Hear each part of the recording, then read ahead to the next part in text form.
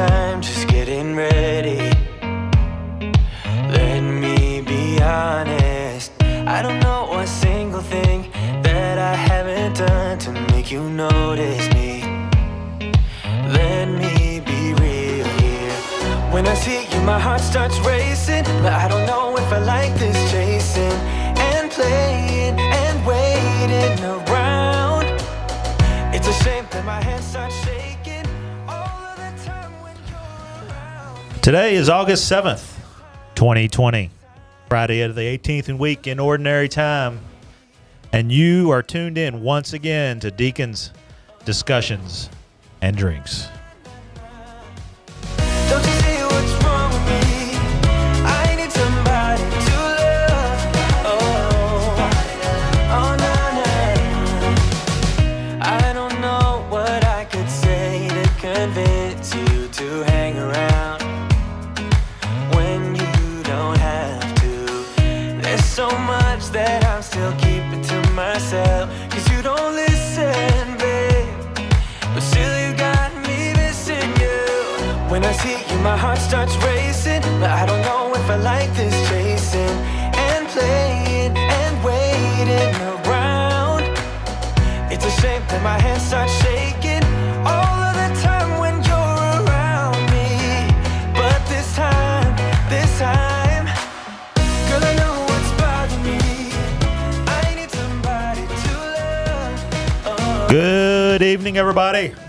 Welcome to another really live episode of Deacons, Discussions, and Drinks. See if we can throw you for a curve right out of the starting gate here. I'm Deacon Tim Stout. I'm Deacon Dallas Kelly. I'm Father Lynn Gwynn. No, I'm Steve filling in for Father Lynn Gwynn. Welcome to the show, everybody. Did we confuse you? This is the week we're doing another call-in show, so don't be confused. We've added texting in as well for those who are faint of heart, who actually do not want to talk live on the radio or podcast or Facebook Live or YouTube Live. If you don't want to talk, you can text. We like text. Will there be calls? We'll have to see. Will there be text? Check out the number. 657-332-2667. That's 657-332-2667. Also 657 Deacons. You can also send a text to that number as well. Text your question, comment to that number. You can send comments to Facebook or YouTube. Dallas, how are you monitoring Facebook? Yeah, monitoring. And last time we were on with the call-in show, I had quite a few texts my phone. If you want to do that text, that's another way of doing it. But the call-in line is open, so you can either call or text. It's kind of missed last week. Didn't happen. Yeah, we had some problems. Yeah, parish-wide. We thought we were going to have a show, but we didn't. We thought we were going to have a show at 5 o'clock, 6 o'clock, and then we said, nah. So, in case you all didn't know, Father Lynn tested positive for COVID-19, also known as coronavirus. So we didn't have Mass last weekend. We didn't have the show last weekend. Didn't have any parish events last weekend. But this Sunday, we will have Mass. Will you come? Will you be a part of it? It will be a half hour earlier than we've been having it. It will be at 9 o'clock. Father Lynn will be there. So I'm assuming his quarantine and his quarantine day numbers are over. Yeah, he quarantined and he tested negative. So that's a good thing. Yeah. Right? So we're going to have Mass. We hope everybody shows up. But we'd like to have some calls, too. But while we wait for people to call, the 657-332-2667. That's 657-332-2667, 657 Deacons.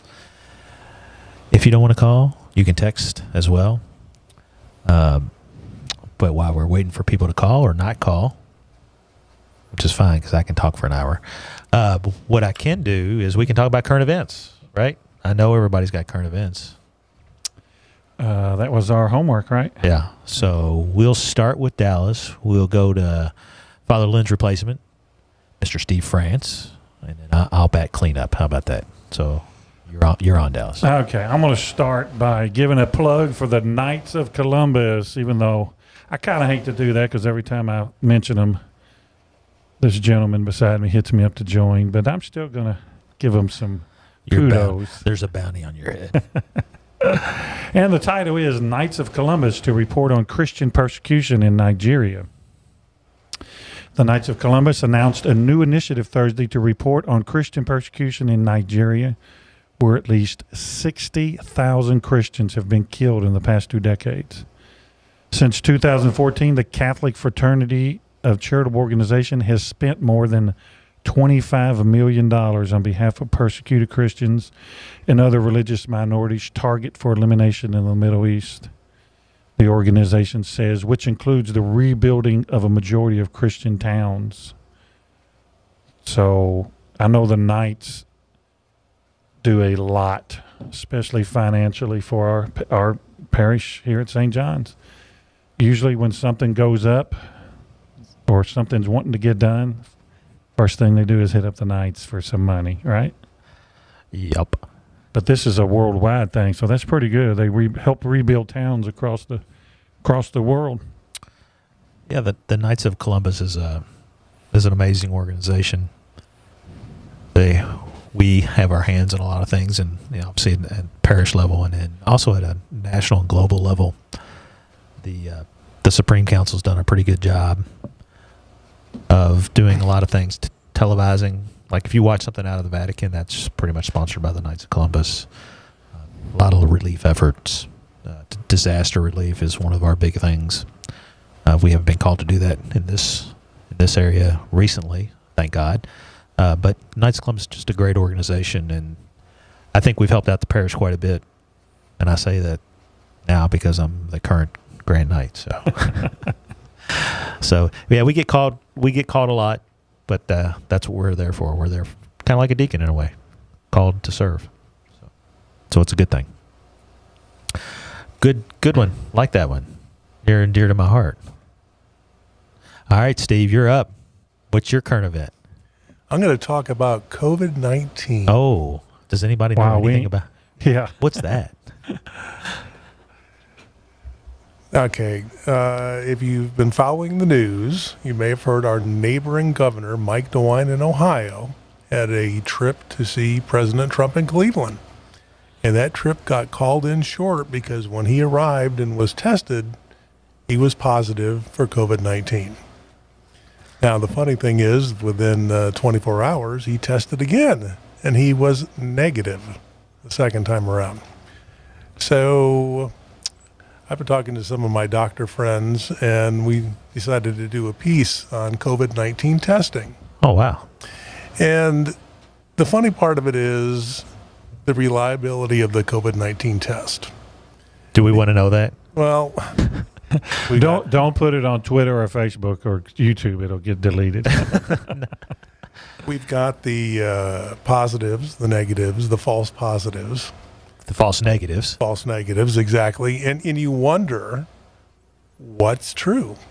And I guess just because I live with a healthcare provider, and when something comes back positive, they run another test, which potentially is negative the second time, and then they run a third test, and it's negative, so it's best 2 out of 3, and they're negative.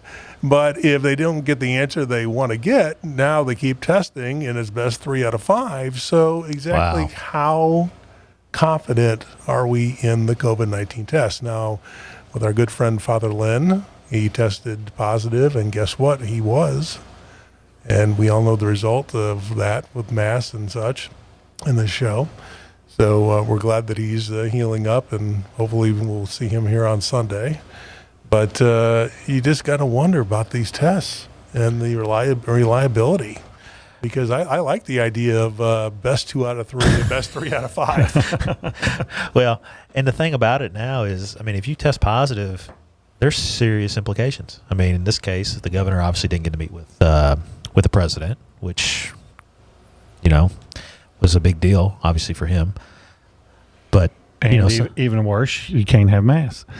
Right. For us, it was mass related. Caused us to do. I mean, and it's not just mass, right? It's, Father Lynn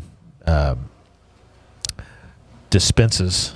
I don't know. That's probably the wrong word. Sacraments. Other sacraments besides mass, right? Right. So all that was put on hold, and adoration was put on hold. Just everything was put on hold. So, it makes you call into question. It's something we were talking about earlier. I read an interview with, and I know everybody's good. Here comes the haters.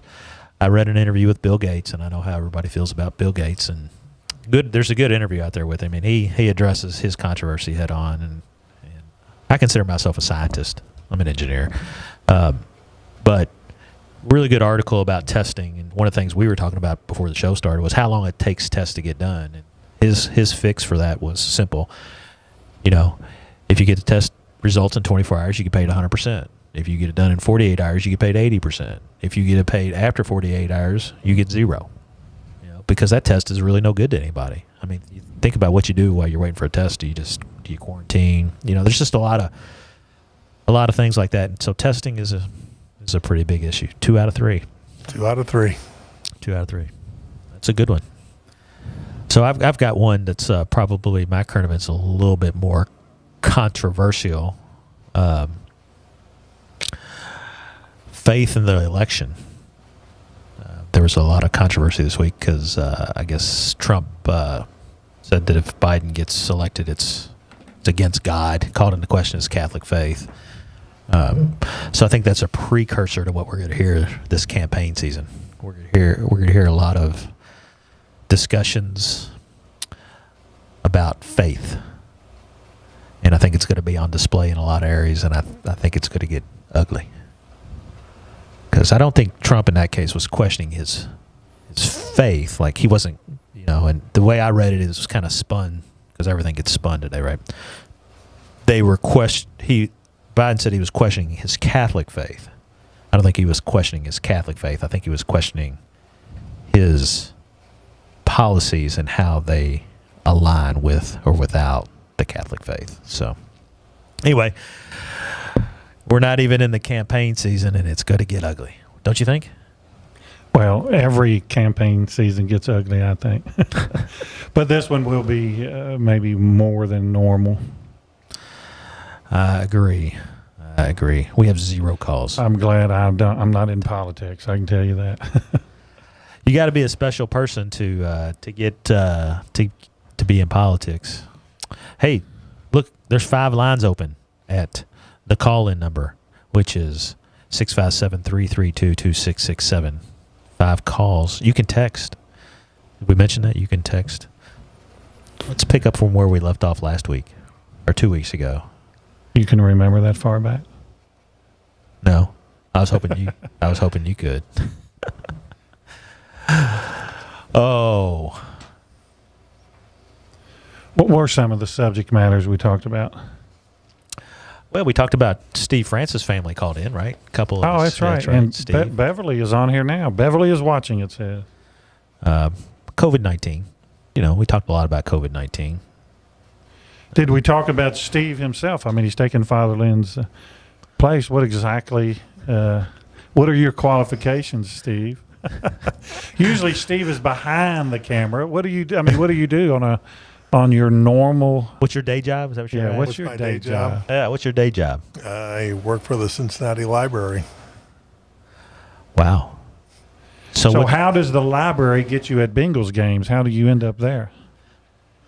Behind the camera. That's a long story, which dates back to 1997 about being in the right place at the right time, and it kind of morphs into today, which at this point may not see too much of the 2020 season, only because of the COVID-19. It affects everything. So those are 2 separate jobs. Those are 2 separate jobs, yes. Yes, indeed. So at the library, you're doing, I guess, like like at the local library here, I see a lot of productions where they do like reading books and stuff, going out and interviewing folks and different stuff, having guests come in. You're filming all that stuff. I work in the marketing department, and so I'm in charge of video. And if you're familiar with Cincinnati Library, or we're Cincinnati and Hamilton County is what we're called, we are 41 locations in one county, 41. Wow. And employ 850 people. And a lot of those are children's librarians. And right now, when I'm working from home, I'm doing a lot of story times. Wow. That's a lot of locations. That makes Georgetown look kind of small. Makes Lexington look kind of small, probably. It is amazing how many locations and how well refined and well-oiled machine the library system is for the amount of locations and the amount of work that they put in. They really do good stuff. Yeah, I think the library gets a bad rap nowadays because of technology. Books. Who needs to read books? Who needs to go to the library and check out books? But the library is a lot more than just reading books, right?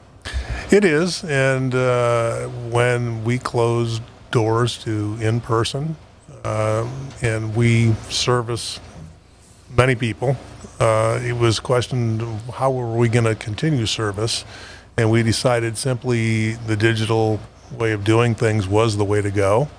And I can tell you that since March 15th, I have cranked out well over 250 videos for our YouTube and Facebook channels.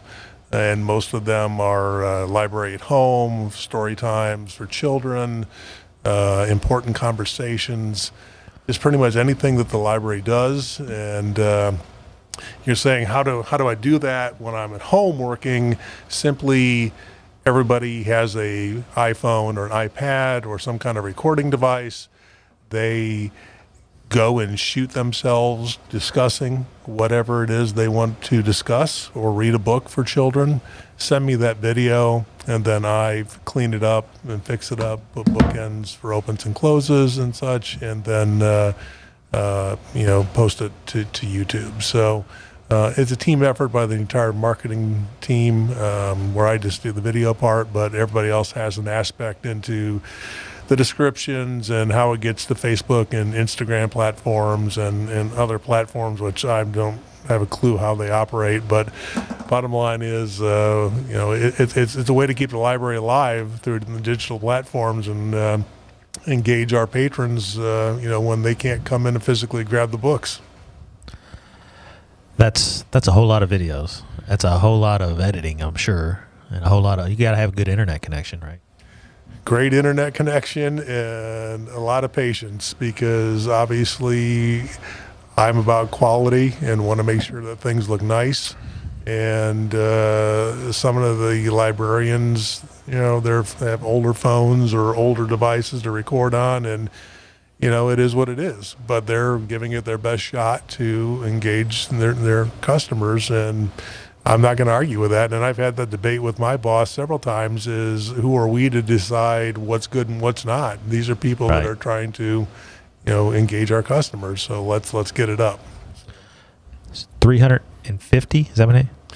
250 and counting. I started to try to recount today to see where exactly I was, and I got lost halfway through it. But I'm getting things thrown from genealogy, from children's librarians, from library assistants, you name it, and even how to go to the library now if you're a patron, because we are open in Cincinnati to in-person visits, limited. It's certain things you can and cannot do, and social distancing and such.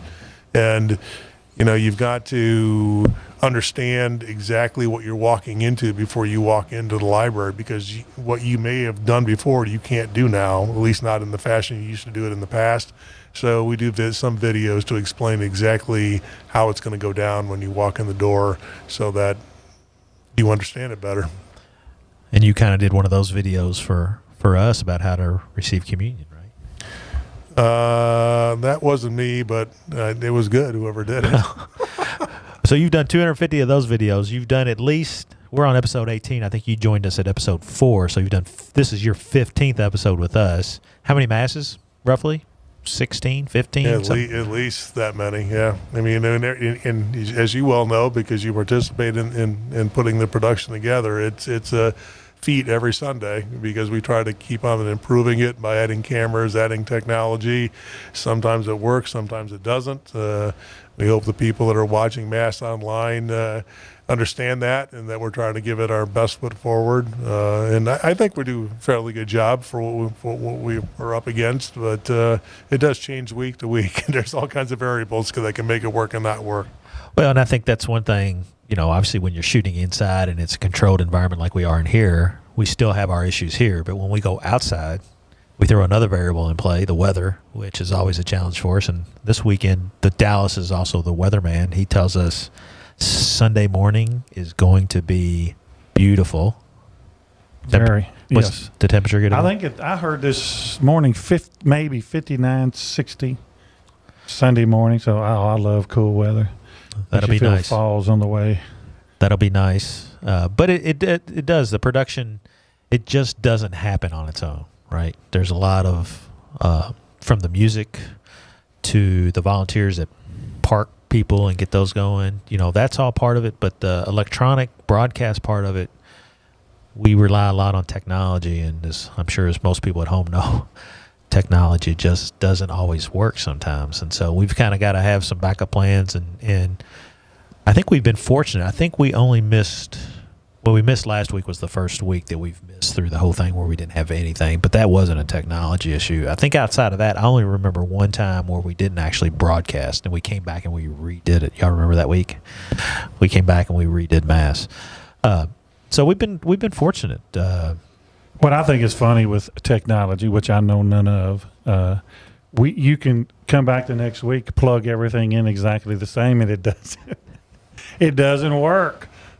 And then you got to figure out what's going on whenever you've plugged everything in exactly like it was. Well, we're getting better at that. Steve and I were just talking about that tonight, right? I mean, for all of you who attend Mass at Cardome outside, and I'm the guy up on the riser and with the camera, and you see me jumping up and down off the riser, if I'm doing that, something isn't going well, and I'm trying to fix it. Yeah, so the number of up downs that you do is directly proportional to the number of issues that we're having.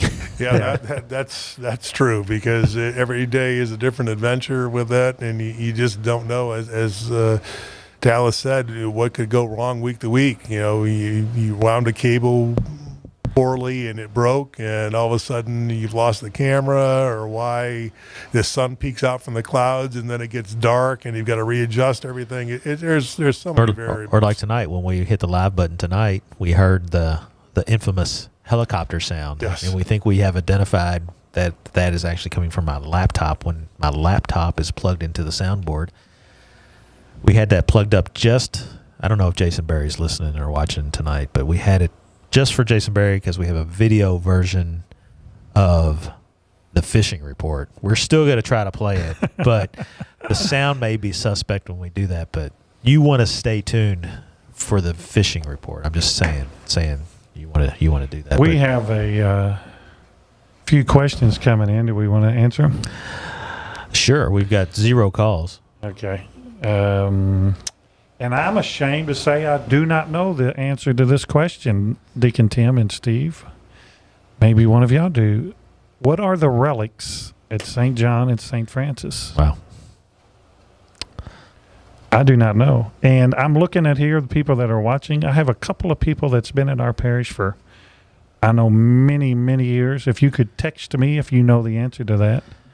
Yeah, I know there is a relic at both places, but I'm not sure what it is, to be honest with you. It's probably what they would call, I believe it's a third-class relic, right? Second or third-class relic, which means it was touched to a first or second-class relic. But I'm not sure. It's a great question.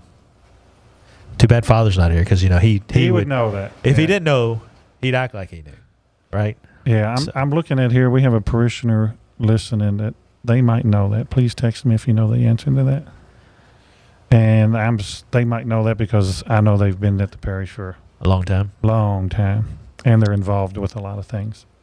It's a great question. I believe, and you can tell me if I'm wrong here, Dallas, and we can do some research on this and maybe bring it back up as a good topic down the road. But I believe that those relics are actually supposed to be stored in the altar. Is that correct? Mm-hmm. Yeah. So there's supposed to be a slot in the altar, like a little pocket where the relic is supposed to go in. I think a lot of times they just don't talk about those for security reasons, maybe. I don't know. So great question. Who was that from? Who asked that question? Anna Hunter. Anna, great question. I'm sorry we don't have the answer, but we're going to get the answer and we're going to give it to you. So, okay, next question. What is your favorite Catholic book? Now, I guess mine would be, besides the Bible, and I say that because the Bible is a Catholic book. All you Catholics listening, make sure you remember that it is a Catholic book.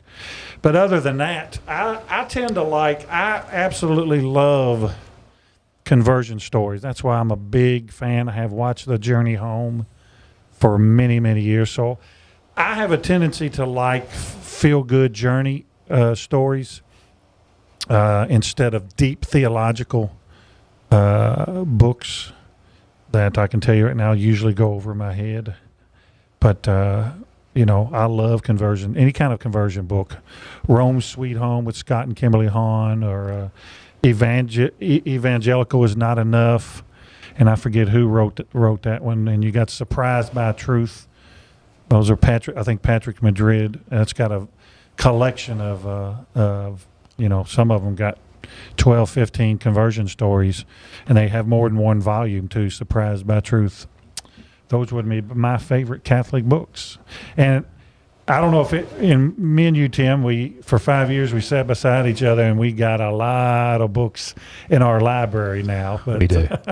I got more than you because I've been trying to finish off my degree. And most of the books that I've been reading here lately have been textbooks. But there are some good ones in that we did read. Some of the classics. I think everybody should read Confessions. By St. Augustine. It's a hard read. City of God, another one of his. All his books that we've read.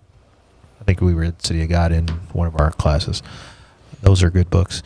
I think a lot of the Matthew Kelly books, the modern Matthew Kelly books, are good, are easy reads. Like you said, you don't want to get into some philosophical discussions.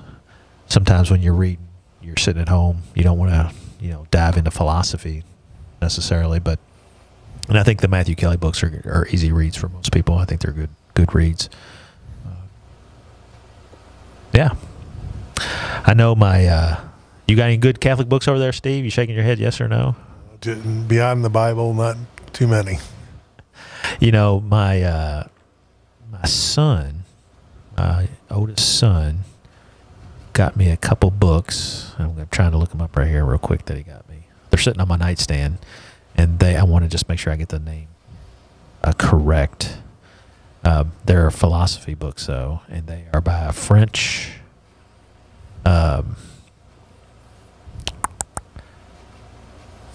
Jesuit, believe it or not, French Jesuit. I can't find it. Well, while you're thinking, somebody else chimed in on the Facebook page. Said, okay, not necessarily a Catholic book. What is your favorite secular book?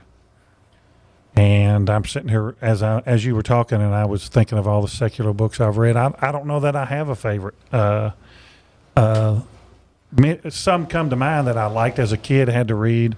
That Was Then, This Is Now. I really enjoyed that book, and the Martian Chronicles, and I'm sure everybody probably had to read that one time in their life. Things like that stick out in my mind. And I've never been into never read a Harry Potter book or anything like that. So I found it. What was it? You may have heard of this guy. His name he's a French geologist, paleontologist, philosopher, and Jesuit priest, Pierre Teilhard de Chardin. The Phenomenon of Man. And I've actually started, he got me two of them. There's multiple series, and it's a hard read. I got to have some quiet to do that. But I think I'm going to enjoy it. So maybe I'll report back. I did just start also a book that Father Norman actually recommended. Do you remember the priest who was the slave that it possibly is going to be this first saint? Do you remember Tolton, Father Tolton? He mentioned him. I've started that biography. I think that's going to be a good read. I don't, when I read books, I don't commit them into like a sequence of, hey, this is my favorite book or best book or whatever. It's kind of whatever I'm reading at the moment. I don't know if you read. Do you read many books now? I don't. I read articles and short stories, but I'll tell you right now, after 5 years, I got so burnt out on reading. Wow. People, after we were ordained, Tim, people would say, here's a book. And I'm like, no, thank you. No, thank you. I'm read out. I'll read short things, short stories and stuff like that. But no, I do. And I changed that this year. I won't say it's COVID. Some of my selections have changed because of the issue of racism in America that we talked about when Father Norman was here. Some of my selections have changed, but I've tried to commit that I'm going to complete 12 books this year, one a month. One a month is my goal. Right now, I have 3 books going at the same time. I'm in the middle of a biography of John Adams. I'm reading some fiction that I'm not going to tell anybody what I'm reading because I think the author's Robb, R-O-B-B. He's got a series of books out. It's a mystery type thing. And then I've got actually 4 books. I've got the biography of Tolton. And then I've got the Deschardins book on my nightstand. So, yeah, I mean, I'm trying to.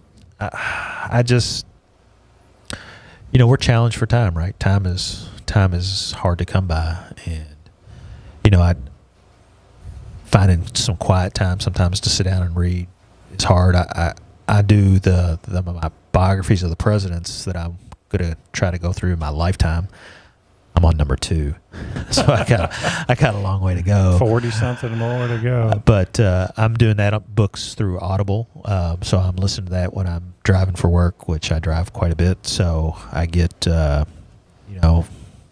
6, 7, 8 hours a week on that, which you might think, hey, you can go through a lot of books in 6, 7, 8 hours. Well, these biographies of the presidents are like 68 hours or longer. I mean, they're massive books.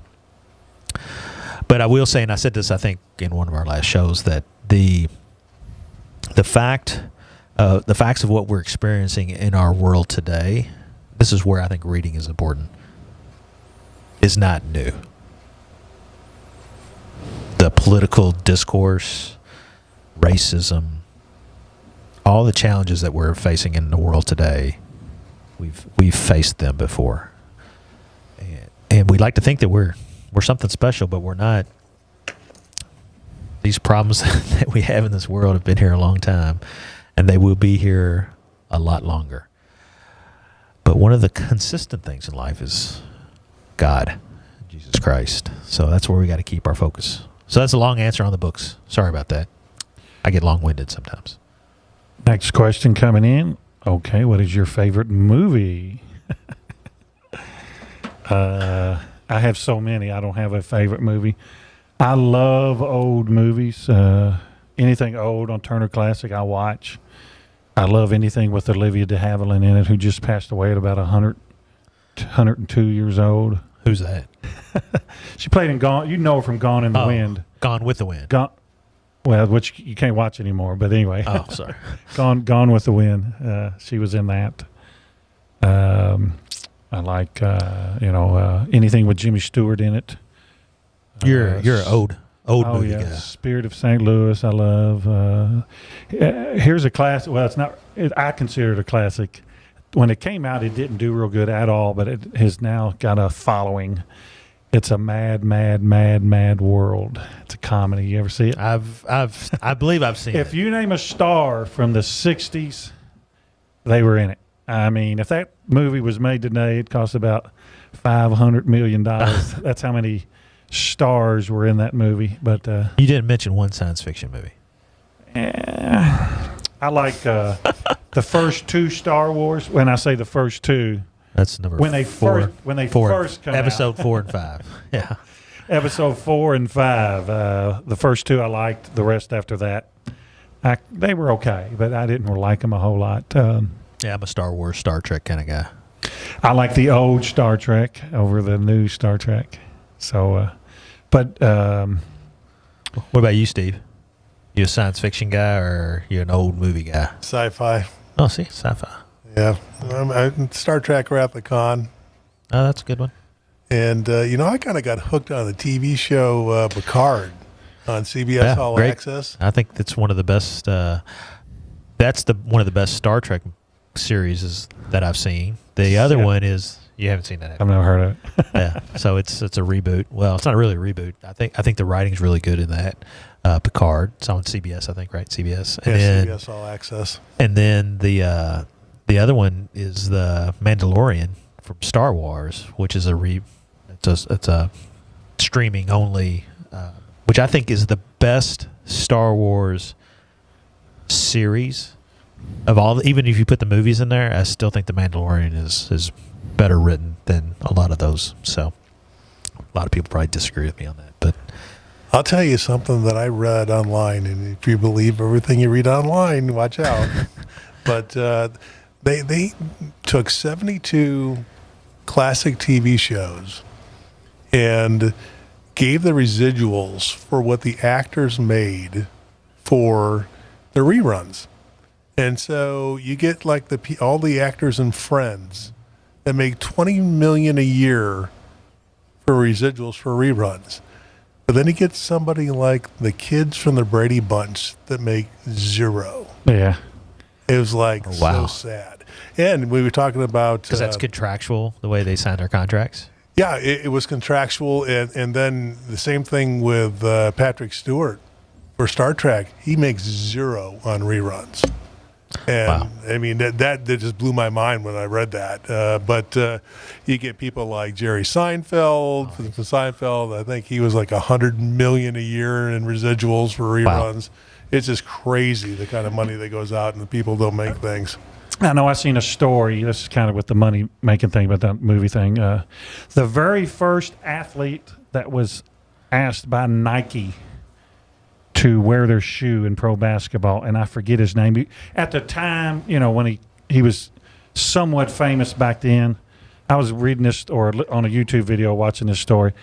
They gave him a choice: $100,000 cash or a percentage of a company. It was a low percentage, it was 1 or 1.5%, and his agent talked him into taking the $100,000.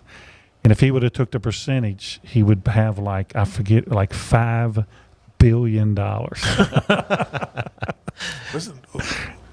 Choices matter. Yeah. Wasn't that the same thing with the Bitcoins? When the Bitcoins came out, that if you had invested in Bitcoins back when nobody thought they could be worth anything, now you'd be like a billionaire? Well, that number goes up and down, right? Bitcoin goes up and down. But yeah, I think the first transaction was related to a pizza. A guy bought a pizza with Bitcoin, and that pizza is now worth, $400,000 or something like that. So, yeah, your choices in life do matter down the road. But your movies, did you mention your movies that you Star Trek? Yeah, I probably prefer Star Trek to Star Wars. I don't know. I think they're just a little bit faster. You talking about the Star Trek movies? Yeah, but I do like Picard. It's a great series. Highly recommend it. But if we're talking what's my favorite TV show, my favorite TV show currently is Yellowstone with Kevin Costner. Great show. If you like the West or like cowboys, Native Americans, can't say Indians, but Native Americans. Great show. Very realistic. Got some violence in it. But really is telling this, and I believe it's probably a story that's been told many times about the struggle for Indian Native Americans and their land reservations, how that interacts. Great show. It's kind of like Longmire that we discovered, which it's been off the air for a couple years now, but it's on Netflix. My wife fell in love with that. It's kind of it's kind of like Yellowstone. But this was a sheriff in a town, and they deal with the Indian reservations a lot and stuff in that too. But no, I mean, I think there's a lot of. It's interesting. The whole entertainment side of things has changed dramatically with streaming, and I think the movie industry's changed permanently. I don't. Somebody asked the question the other day, "Hey, do you miss going to movies?" If I got a chance to watch a movie, a new release movie in my home where I can go up and drink a beer, which is, $1.50, whatever. What's a beer cost when you buy a 12-pack? And sit at home in front of my 50-inch TV, get them to go to the bathroom anytime I want, pause it.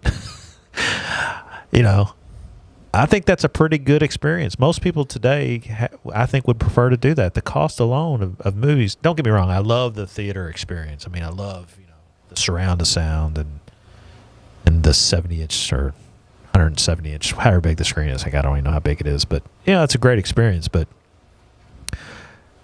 you're still getting the same experience at home, right? And there's a lot of pluses that go with it. And I think they're figuring that out. AMC is supposed to start opening back up movie theaters, I think, in the next 3 weeks or something like that. Good luck. See how that goes. Not sure how that goes. Hey, we got a caller. Oh. We're going to put your questions on hold. This caller can't say first-time caller. I know that. Michael. Hey, everyone. Hey, what's going on, man? How are you? I'm doing good. How are you? I'm good. I love the way you auto-screened. Michael France College. So you're basically my question. Oh, yeah, go ahead. So you're in college now, right? Today. You went to college today? So I'm actually taking a gap year. My sisters are in college, so I'm asking for them. Oh, you're asking for them. Okay. Yeah, like I have a question that they don't know about, but I'm going to ask anyways. All right. Shoot. Go for it. So my question is, for first-time college freshmen, what is good advice for them that will make sure that they maintain themselves through college? So basically making sure that they don't change who they are just because what other people say. Wow. That's a hard question, Michael. I didn't live on campus, so I can't answer that question. Oh, wow. Yeah, I lived at home. I went to the University of Louisville, lived at home. It was a commuter college basically back then, which was 30 years ago. So I commuted. So what kept me the same person I was my dad. So I think I think it's the same thing, really. I think you have to stay in touch with your family and your roots. You know, and I think for your sisters, who obviously are relatively close to home, right? I think they'll maintain that family connection. When you referencing to my mom about that and how they were like, it's a little bit weird saying that we're not going to have two people in our household anymore. And I was saying how, well, eventually you got to let the bird go to build its own nest, or it's not going to have a place to live. So I was referencing as sometimes you got to let someone go, and eventually they'll find the way back. Yeah, there's a saying about that, right? Yeah. Yeah. If you love something, let it go. If it comes back to you, it was meant to be, or something like that. If it doesn't, it never was yours, or something. Right. So then I always used to say to myself, out of sight, out of mind. So that's why you got to stay present. You got to stay present, right? I mean, you got to you're still family. You got to stay connected. And in today's world, I think it's a little bit easier to stay connected, right? I mean, obviously your sisters are close, right? They're Georgetown, right? Yep. So they're what, 4 miles up the road, but maybe less than 4 miles. Yeah, but I mean, even if they were at Louisville or Ohio State or whatever, with technology today, you can definitely stay in touch, and you can FaceTime. Yeah, Dallas, you spent a semester away at school, right? No, I drove. You drove too. So you're talking to two guys that were. What about Steve? Steve? Did you? I was home. I stayed. I went to Bowling Green in Ohio, and I commuted back and forth. Yeah, so all of us are commuters, which is interesting. If Father Lynn was here, He obviously had a different experience, obviously because he went to seminary. But yeah, I think it's, college is meant to form you too, though, right? I mean, I don't think you necessarily want to go into college and come out the same person. You want to grow as a person. I think most college campuses today, I think part of the problem is that faith is not an integral part of that. And obviously at Georgetown, I think that probably won't be the case at Georgetown. I think that happens a lot in colleges today. Would you agree with that? Yes, absolutely. And know your faith. So if your professor says something that's contrary. Back then we were in confirmation. So basically you be confirmed by a saint that, is relevant to what you want to do as a career. And I did St. Luke, which is for art. Yep. So Macy and Melissa are both doing something for their saint that is for their what's the word to use? For their major. Right. For what they want their vocation to be. That's the religious part of that. Yeah. Oh, what is it? That's pretty cool. Yeah. So did you go up to drop them off today, or did you sit on the sidelines? I did just a few minutes ago, actually. I dropped them off at their dorm because they had a case of water that they couldn't lift. So I took it into their dorm. That's what brothers are for, man, right? Yep. Yeah. So you already miss them, right? I miss them, but there's a part of me that knows, you got to let them go when you got to let them go. Because triplets will always be forever, but eventually you got to go your 3 ways and you got to go make the world a better place. It'll be interesting to see how that plays out for you, right? I mean, you all could write books. You could write books about it. There could be movies about it. I mean, you just don't know what your future holds. And for you, you want to do movies, right? That's part of what you want to do. Animation, right? Oh, yeah. Animation all the way. So there you go. Who knows what your future will hold? Yep. Well, thanks for calling, Michael. Hopefully we answered your question. We appreciate you calling because nobody else called tonight. Thank you. So, but that's okay. We're still open. So, thanks, Michael. Take care. Alrighty. See ya. You're very welcome. Bye-bye. Bye.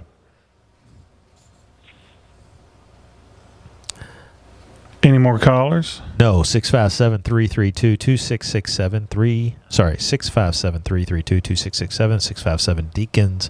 You can text to that number as well. I just want somebody to text to that number just so I know it's working. I got more text. Well, don't text to Dallas. Yeah. Text to 6. And a couple of these are on Facebook page. Okay, 657-332-2667. Somebody just text in and say test. And I won't even say your name. I just wanted to see if it's working. So anyway, got more questions? Do Dallas? we still have time? Yeah, I think we're good on time. How much time we got? Well, my timer says 46 minutes, so I think we got a few more minutes. 15 minutes. Yeah. Have you ever been to an Orthodox mass? Yes. I have not. Have you? I have. What was the situation? St. Mildred. Oh. Yeah, we did I'm going to get the wrong rite. It was an Eastern rite, but they have a little chapel there that they celebrate.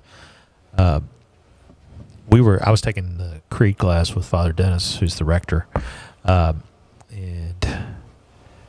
daggone it, I can't remember what the rite was, but definitely Orthodox. Lots of smells, lots of incense lots of bells. A lot more ornate, would you say? Oh, very much so. The deacon actually has a much more prominent role than the deacon does in our rite. I mean, it is something that you should experience, and you can experience it by going to St. Mildred. You can be a guest at St. Mildred, go up for a weekend, and when they're having this mass, they publicize it. Typically, it involves around the weekend where lay students are working on their master's degrees. They have it there, but it's pretty cool. It's definitely something. I mean, it's different, but even though it's different, the similarities are so strong that you never feel lost in the liturgy. You always understand exactly where you're at. You feel like you're a part of it, even though it may be foreign to you. Just a beautiful, beautiful celebration, really. They use the screens. They have and I don't know the words. I should know the words, but I don't know what the screen where they open the doors and they can go back into where in the Greek Orthodox it would be where the Holy of Holies was, but it's a little bit different than Greek Orthodox, but you should experience it.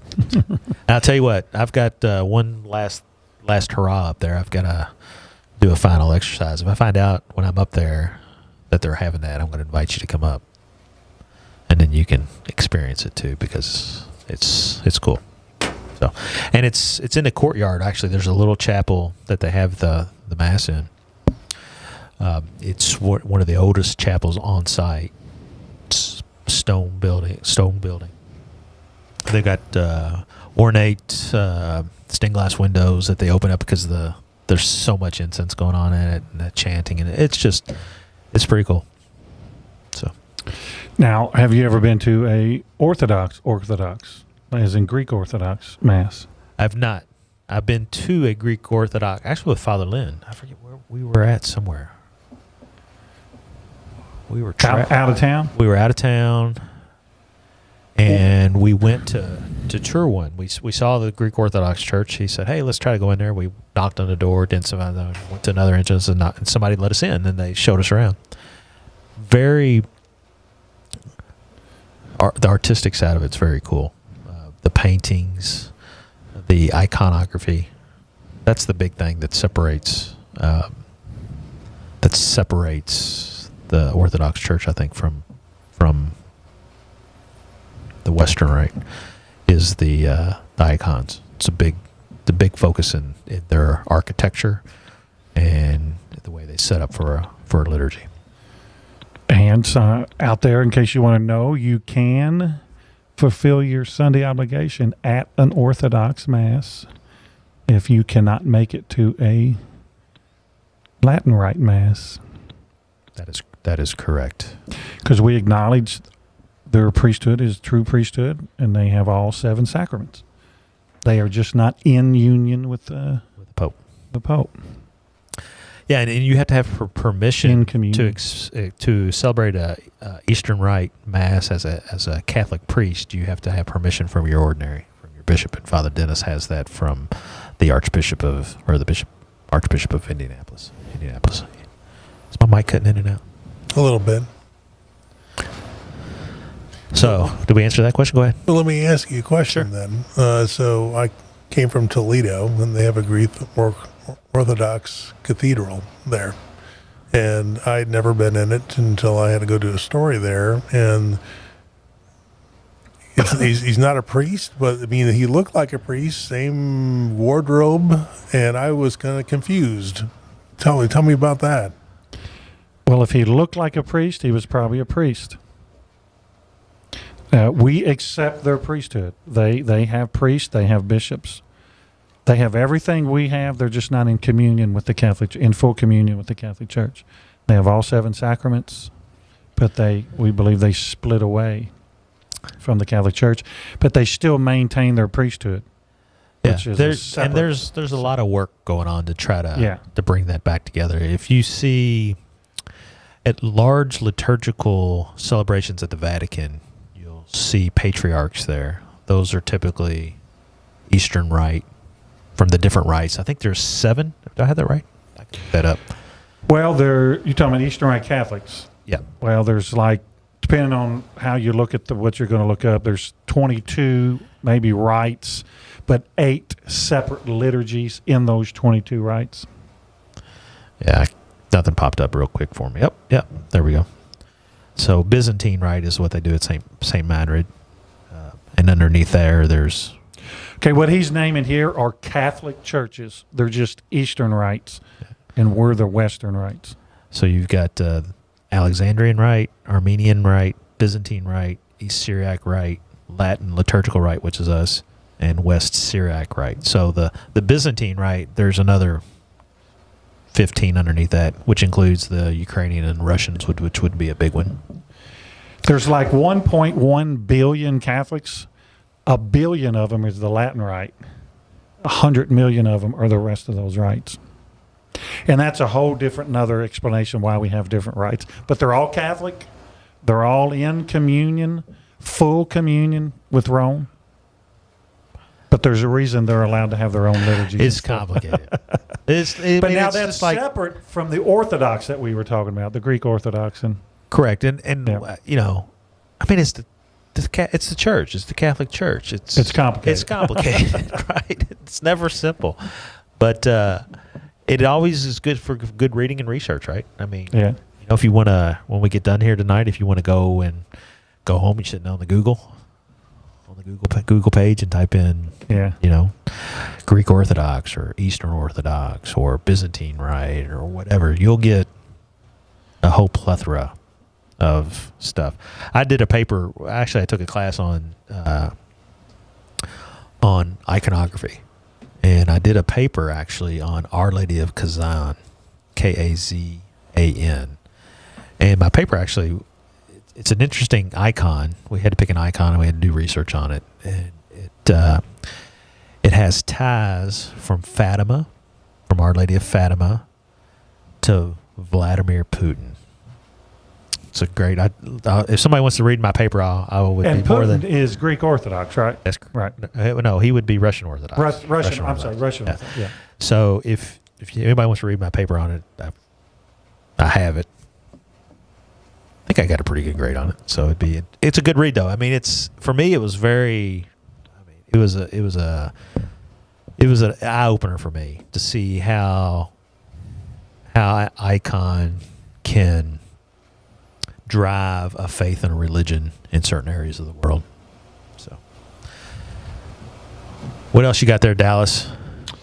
We got time for one more. What is the church's stand on ghost?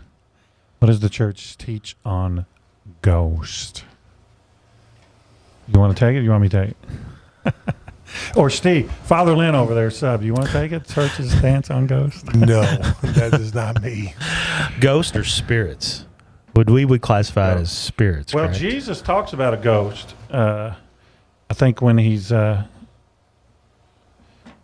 mentions there are ghosts. So because he says because the apostles, I think when they see him walking on the water, mm-hmm. They said, "Oh, it's ghosts." He said, "No, ghosts, come touch me. Ghosts don't have body," and blah blah blah. So we must believe in ghosts. But any kind of ghost there is, which we acknowledge because Jesus acknowledged, is used to be you would think of when you die, you go to several places: heaven, hell, or purgatory, or heaven, hell, and purgatory.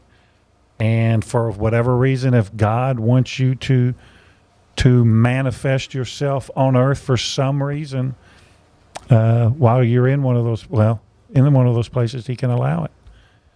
Kind of like Saint Gabriel, the angel, appearing to Mary. Now, would he be classified as a ghost?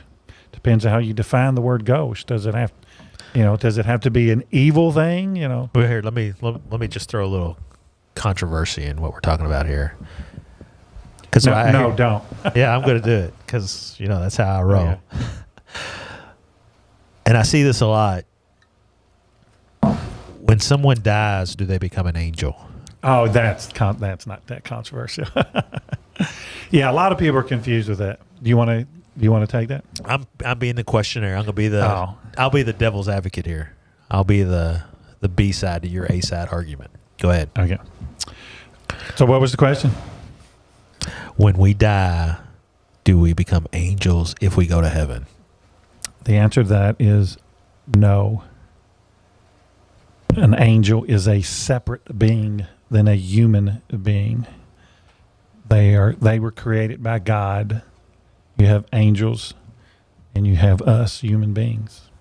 There's different kinds of angels, right? Oh, don't get into. Don't make me list the what are they called? The dominions, principalities, angels, archangels. But no, I think. How many are there? Is there 9? I think there is 9? 7 or 9. Probably 7. Archangels and angels, yeah. But a lot of people talk about that. I mean, you go to a funeral. It's just every time a bell rings, an angel gets his, and all that stuff. People think you die. today my spouse died and now they're an angel in heaven, and in reality that's if you want to think that, it makes you feel better, but that's not church teaching. Yeah, church teaching is if they're in heaven, their soul is in heaven with God for eternity. We are not transformed into different beings, and the church teaches that an angel is a different being than a human. So, Steve, you look surprised by that. Did that surprise you? Yeah. We taught you something today, Father Lynn. Bam. Hey, kind of a slow show, not a lot of calls, but hey, we can still talk for an hour. You get a lot of text. I mean, you need to have your phone number be the text number. Still didn't get any text. Somebody texted in, on the Facebook, there are 9 choirs of angels. 9 choirs of angels. There you go. Hey, Stevie, you ready for Saint of the Day? You got your up and ready to go. You got your stuff ready to go? I guess that means that's over to me. I've got to click a few buttons here. So today is August 7th, and here's the Saint of the Day. This is Franciscan Media's Saint of the Day for August 7th. Today we celebrate Saint Cajetan. Cajetan started out as a lawyer, but made a midlife career change when he was ordained at 36. For a time, he was part of a religious community made up only of men from the lowest stations in life. For that, he was accused of bringing shame on his wealthy family. Over the years, Cajetan sensed that the 15th century's greatest need was the reformation of the Church. He and 3 friends, among them the future Pope Paul IV, decided that the best road to reformation lay in reviving the spirit and zeal of the clergy. Together they founded a congregation known as the Theatines. It proved to be outstanding among the Catholic reform movements that took shape before the Protestant Reformation. Cajetan's emphasis on reform extended to the world of banking as well. He founded one of many charitable nonprofit credit organizations that lent money on the security of pawned objects. Its purpose was to help the poor and protect them from exorbitant interest rates. His organization ultimately became the Bank of Naples. Cajetan died in 1557 and was canonized in 1671. There's more about the saints along with inspiration and Catholic resources at our website, saintoftheday.org. From Franciscan Media, this has been Saint of the Day. Saint Cajetan. That was a new one for me. Haven't heard that one before. So, which is typically the case. I think Franciscan Media likes to choose obscure saints because when you say Dallas, like on every day, there can be like 2 or 3 saints on every day. Yeah. So leave it up to those folks to do that. Hey, should we try to do this fishing report? Might as well. You think people need a laugh after listening to us for the last hour? Yeah, but the question is going to be if we're going to get the buzzing, humming sound here. So. Hey, Bear, if you're still watching, if you put it on YouTube, are we on YouTube now? Yeah, okay. We're on YouTube now. Yeah. Let me plug this cable in.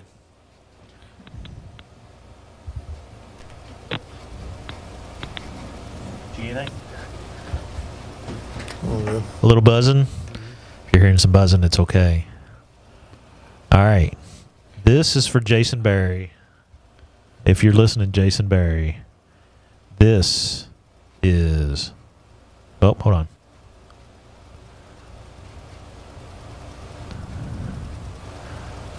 Do you think? A little buzzing. Oh. If you're hearing some buzzing, it's okay. Took care of that. Here we go. Good morning. It is Thursday morning. I am here at Taylorsville Lake waiting for my partner. We're going to try some panfish only today, bluegill, crappie. And you never know if an occasional bass might get hooked on those baits. But as we're out on the lake, I'll give you an update on how we're doing. Y'all have a blessed day. We'll be back with you in a bit. Here we are in the middle of Taylorsville. We've been pan fishing. We're doing okay. We're catching quite a few sun perch and bluegill, caught a bass. That thing is huge. That's my partner, Eddie. He claims he's my guide, but if he is my guide, I want my money back. So we'll check in a little bit, see how we're doing. We've gone to bass fishing. We didn't really plan on it. Is that you got one, Eddie? Yeah. Let me see it. Got a little bass.